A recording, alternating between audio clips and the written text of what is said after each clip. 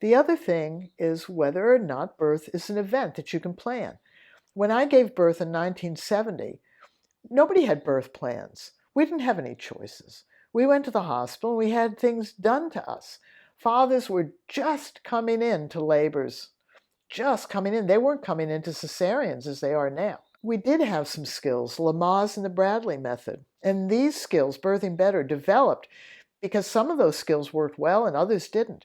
But they weren't broad enough. They didn't help us really prepare our pregnant body. And they were often techniques that didn't adjust or adapt, and they weren't sustainable. And Birthing Better is the only skills-based resource that was developed by you guys and by women alike for you guys to learn in the privacy of your own home. But when I gave birth in 1982, everybody was making birth plans. That was the thing. If we had choice, every woman knew what kind of birth she wanted, so we just needed to choose what we wanted and what we didn't want.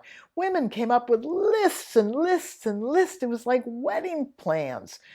And a lot of them failed.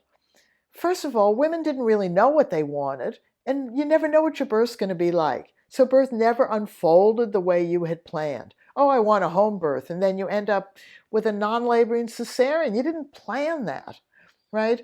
Or I'm terrified of birth and I want all the medical bells and whistles, and then you find, boy, this was perfectly manageable. I don't want those things now.